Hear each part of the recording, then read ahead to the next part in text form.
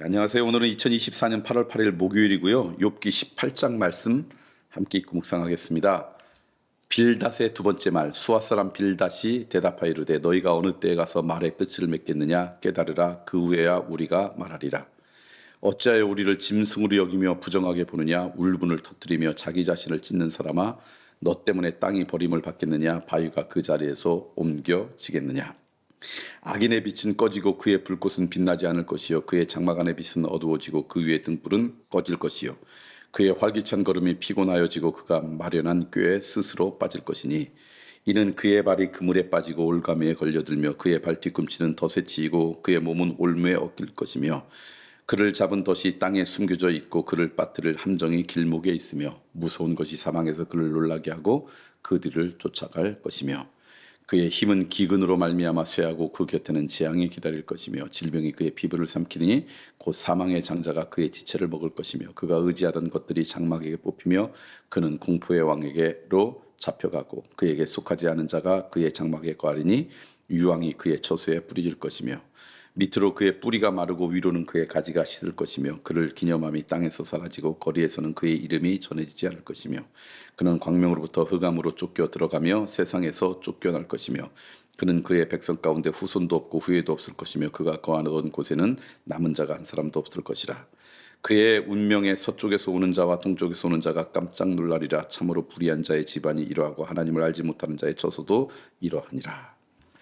빌닷이 이제 이 욥에게 대답하는 이 말씀, 어떻게 보면 굉장히 부정적인 말씀이고 책망하는 말씀이고 더 좌절하게 하는 이 말씀이죠. 그런데 이제 이 말씀 쭉 이야기하는 이 말씀 가운데 저는 이곳에 담겨져 있는 하나님은 어떤 분이신가? 이곳에 담겨져 있는 하나님은 오늘 우리에게 어떤 모습의 하나님인가? 이런 걸 한번 좀 잠깐 묵상을 해 보았습니다. 먼저 오늘 이 말씀 보니까 첫 번째, 악인의 빛은 꺼지고 그의 불꽃은 빛나지 않을 것이요. 그러니까 우리 안에 있는 악인, 어떤 죄는 쉽게 없어지지 않는다는 거예요. 이 빌닷의 말을 통해서 우리가 깨달을 것, 우리에게 찾아온 고난 고통 우리의 생각보다 질깁니다. 쉽게 없어지지 않습니다. 우리가 사는 장막이 어두워질 것이라는데 우리를 둘러싼 어둠 쉽게 떠나지 않는다. 그러니까 너무 어떤 낭만적 이상주의에 빠지지 말아라. 하나님이 없으면, 성경을 보니까 하나님은 빛이시다 그랬죠. 그러니까 어둠이 물러나는 것은 하나님이 함께 하실 때 그 어둠이 물러나는 것인데, 그 어둠과 어떤 그 악인의 그 불꽃은 쉽게 떠나지 않는다는 것, 그거 기억하셔야 돼요. 끈질깁니다.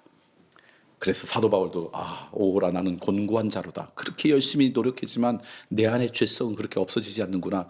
그게 사실 우리의 고백이에요. 우리들이 살면서 알잖아요. 죄와 법하기는 너무 쉬운데 그 끊어내기는 너무 어려워요.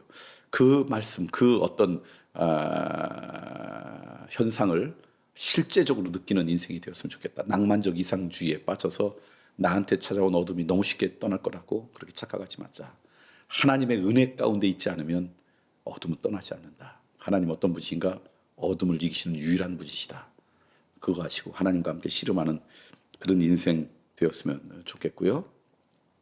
그 다음에 또 하나 오늘 말씀을 보니까 우리 가운데 찾아왔던 그 안타까움 가운데 하나가 뭐냐면, 우리 가운데 어려움이 오면 오늘 표현으로는 이랬어요. 그의 뿌리가 마르고 위로는 그의 가지가 시들 것이며, 무슨 얘기냐면요, 우리 가운데 어떤 힘들고 어려움이 오면 하나만 오고 그리고 그걸 겨우 이겼잖아요. 그러면 한참 동안 괜찮다가 그 다음에 어려움을 이긴 게 아니라, 뭐가 어려우면요 연합해서 와요.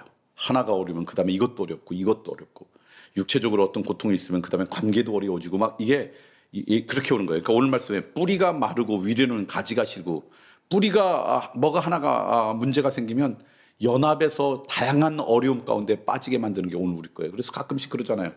왜 이렇게 어려운 일이 자꾸 와?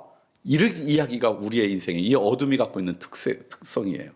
그러니까 끈질기게 우리를 괴롭히는 어둠의 공격이 있는데, 이것은 올 때 한꺼번에 온다. 연합해서 온다.